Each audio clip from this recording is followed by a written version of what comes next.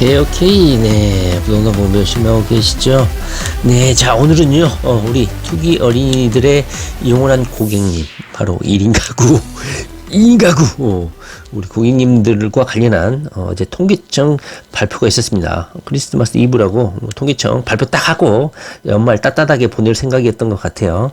거기서 이제 눈길을 끈 것은 뭐 여러 가지 통계 자료를 제시를 했는데, 거기서 눈길을 끈 게 바로 1인 가구였어요. 1인 가구. 1인 가구 비율. 왜 중요합니까? 우리 투기 어린이들에게는 우리 영원한 고객님들이잖아요. 세를 줘야 되고, 앞으로의 또 주택 정책에 있어서 1인 가구, 1인 가구, 2인 가구 비율이 앞으로 부동산 투기나 투자, 뭐 심지어는 정부 정책에 있어서도 중요한 자료가 되기 때문에 유심히 좀 살펴볼 필요가 있다. 반면에 약간 좀 이 통계 자료를 보면서 아쉬운 점은 뭐였냐면, 서울이나 수도권, 이렇게 경기도 이렇게 따로 떼어내서 통계 자료를 분석했으면 좀 더 정확했으면 좋겠는데, 우리 통계청이 우리 부동산 투기 어린이들을 배려하는 그런 조직은 아니잖아.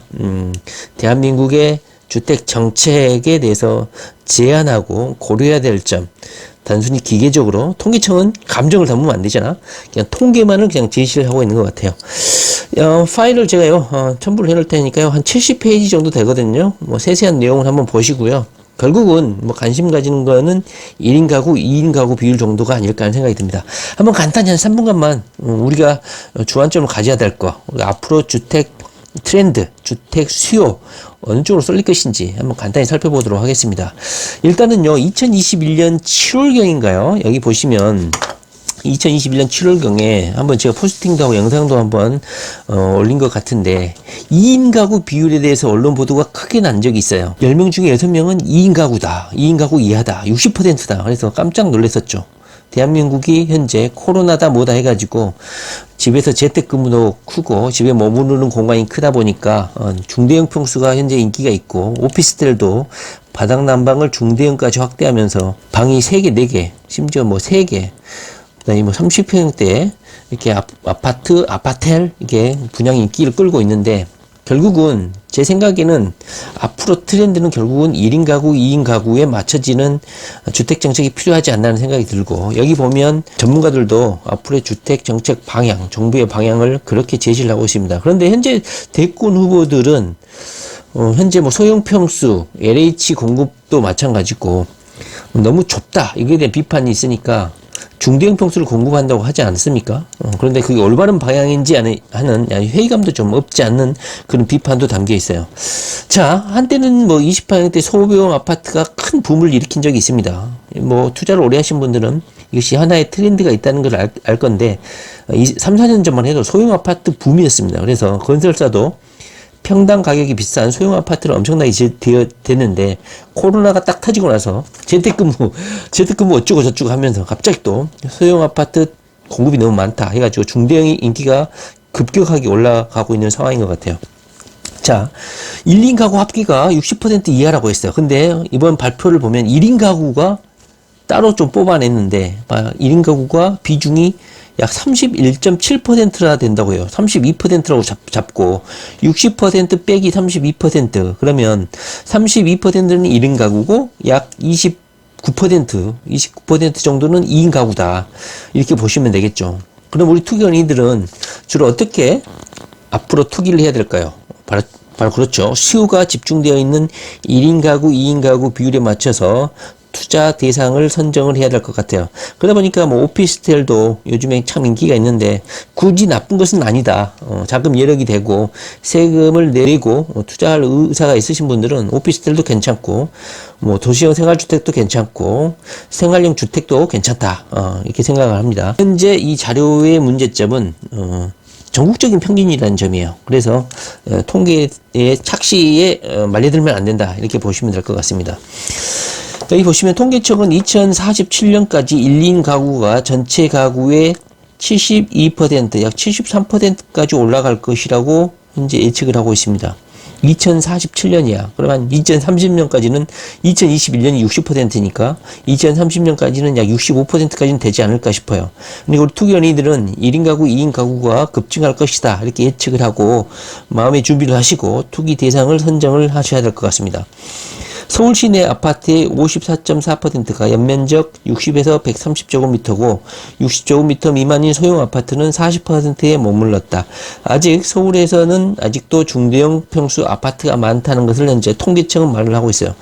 다시 말하면 서울은 소형 아파트가 적다는 거야. 우리 고정관념하고는 다르죠. 왜냐하면 재건축, 옛날에 지었던 옛날에 뭐 80년도, 90년도에 지었던 아파트들은 대부분 대형 평수였잖아요. 그래서 아직도 서울은 소형 평수가 적다 이렇게 보시면 될 것 같습니다. 정부의 국민주택 기준 역시 1970년 이후 85제곱미터 32평형을 기준으로 현재 제공이 되고 있죠. 수도권 공급을 분석한 자료에서도 1, 2인 가구 대상 주택은 매우 적었다. 오피스텔 및 도시형 생활주택 등 소형 주거 건설은 82만 5천 가구가 준공돼 전체 주택 준공 물량의 24%에 그쳤다. 또 우리가 알기로는 오피스텔을 엄청나게 많이 지어내가지고 공급 과잉이다 이렇게 현재 인식을 하고 있는데, 실질적으로 통계청 자료는 오피스텔하고 도시형 생활주택 등 소형 주거시설은 24%에 그친다 이렇게 보고 있습니다. 전문가들 의견은 앞으로 1인 가구 비중 증가에 맞춰서 주택 공급 면적이 32평, LH도 주택 국민 평형을 32평에 맞춰져 있잖아요. 그거보다는 소형 평수 위주로 공급을 해야 된다. 생활 수준 향상으로 소형 아파트까지 일반화된 화장실 2개 배치, 이 설계가 1인 가구, 1, 2인 가구 구조의 변화에 따라서 다시 바뀌어야 된다 이렇게 보고 있는 것 같습니다. 취향에 따라 공간을 나누거나 통합하는 과변형 벽체가 적용된 스튜디오형 원룸도 수요가 갈수록 늘어날 것이다. 현재 1.5룸, 아파트를 보면 1.5룸, 2룸, 2.5룸 이런 뚝화형 아파트들도 많이 늘어나고 있고, 요즘에 짓는 아파트 같은 평형도 21평형, 18평형 이런 아파트도 많이 늘어나고 있는 것 같습니다. 솔직히 부동산 투기 연인은 오히려 24평형 이런 것보다도 특화형 있죠, 특화형. 화장실 하나 18평형, 20평형. 그런데 신도시에 가끔 3번도 마찬가지고 이런 어정쩡한 평형이 있거든요. 18평형, 20평형. 그런 거 말고 요즘에 짓는 새 아파트의 18평형, 20평형, 21평형 이런 거 상당히 인기가 있고 잘 팔립니다. 적절한 관리비, 적절한 수요, 1, 2인 가구가 폭발하면서 새도 잘 나가는 것 같아요. 자, 그렇다면 통계청에서 발표한 자료 간단히 한번 보시고 마치도록 하겠습니다. 자, 통계청에서 발표한 자료를 볼 때 주의해야 될 점이 뭐냐면요. 이것이 서울만의, 수도권만의 분석 자료가 아니라 전국 평균이라는 점이 문제입니다. 그래서 약간 착시 현상이나 오판을 할 수 있다는 것이다. 그러나 일반적인 큰 흐름 정도만 알면 되지 않을까 싶습니다. 자, 1인 가구 부분만 분석을 해 놓은 것인데, 자, 1인 가구의 혼인 상태는 절반이 미혼이라는 것이죠. 미혼이니까 혼자 살겠지. 이걸 이상한 분석이죠. 둘이 살면 2인 가구가 되겠죠. 당연히 미혼이겠죠. 혼인이면서도 혼자 살 수도 있겠네요. 직장 때문에 그럴 수도 있고. 일단은 사별을 하거나 이혼한 것도 상당한 비율이라는 걸 알 수가 있어요. 저는 이것을 무시 못할 숫자라고 봅니다. 가끔씩 이혼 가정, 이혼 부부의 비율을 무시하는 경향이 있는데 1인 가구의 20.5%가 사별 아니면 이혼이야. 엄청난 중요한 비율이라고 봅니다. 이분들을 대상으로 해서 우리 투기 연인들도 이분들을 손님으로 맞이할 수도 있다는 거죠.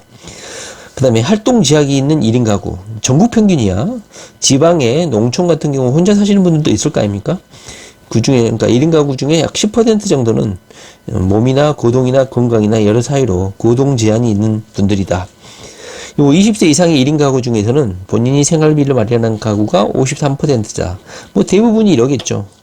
본인이 직접 벌거나 또는 뭐 자산 소득이 있는 1인 가구도 있을 것이고, 대부분은 그래서 약 65% 가까이는 자신이 생활비를 마련하고 있다. 그 다음에 1인 가구에 혼자 사는 사유, 그 사유는 대부분이 직장 때문이라고 합니다. 혼자 사는 이유, 결혼을 했는데 혼자 사는 경우도 있을 거 아닙니까? 그럴 경우에는 혼자 사는 이유가 보통은 본인 직장 문제 때문이라는 게 가장 비율이 높다. 그러면 우리 투자 기준, 투기 기준은 뭐냐? 바로 1인 가구를 대상으로 할 경우에는 일자리 주변, 그 다음에 교통이 핵심이 돼야 되겠죠. 왜냐면 직장 때문에 혼자 사니까 이 사람들을 손님으로 맞이하려면 교통이 편리한 곳으로 부동산을 투자해야 됐다 이렇게 보시면 될 것 같습니다. 1인 가구가 혼자 사는 기간은 1년에서 3년 미만이 대부분이었다.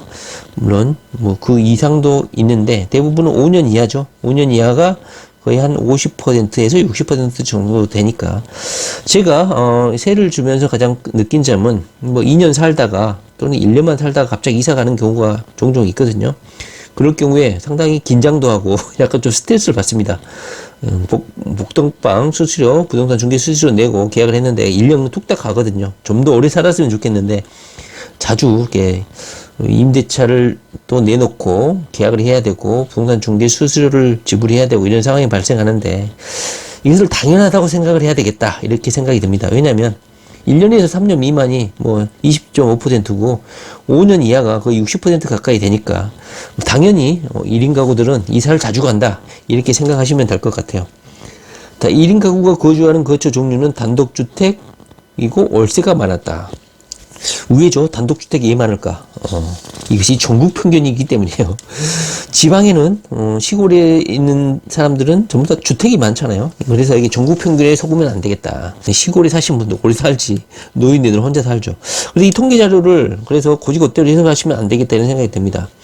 일반 가구의 점유 형태는 자기집 비율이 57.3%였다. 이것도 말이 안 되죠. 시골에 계신 분들은 농촌에 사시는 우리 어르신들, 부모님들 시골집들 전부 다 자가집 비율이잖아요. 그래서 이것도 정확하지 않다. 빈집 비율 40% 정도는 3개월 미만 빈집이라고 하니까 와 빈집 비율이 많다 이렇게 또 멍청한 개돼지가 되면 안 되겠죠. 자 오늘은요 통계청 1인 가구 비율 통계자료를 살펴봤는데요. 전국 평균이다 보니까 영향가 있는 내용은 별로 없었던 것 같습니다. 그러나 우리 투기 어린이들이 관심을 가져야 될 거는 1인 가구 2인 가구 비율이 지속적으로 늘어가고 있다. 그리고 오른쪽에 보면 만 30세, 40세 기혼 여성의 출산율도 계속 떨어지고 있다. 1986년에서 1990년 출생이면 약 30에서 35세 정도 되죠. 그때 가장 가임기 연령인데 출산율이 70%도 안 된다고 합니다. 그리고 이렇게 애를 낳지 않겠다는 무자녀 의사를 가진 기혼 여성도 많이 늘어나고 있다고 합니다. 무자녀 기혼 여성 가운데 43%는 자녀가 없어도 괜찮다 이렇게 생각하는 기혼 여성들도 많다고 해요. 참 우려스러운 부분이죠.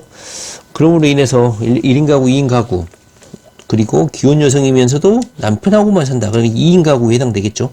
이런 2인 가구 1인 가구 비율은 계속 늘어날 것 같다. 이 사람들이 사는 곳에 주택을 투자를 해야겠죠. 자, 오늘은요, 통계청 자료 봤는데 약간 전국 평균이다 보니까 영향가 있는 내용은 별로 없었다. 일반적인 트렌드 정도만 알고 계시면 될 것 같다. 이런 생각이 듭니다. 네, 부동산 공부 열심히 하시기 바랍니다. 네, 감사합니다.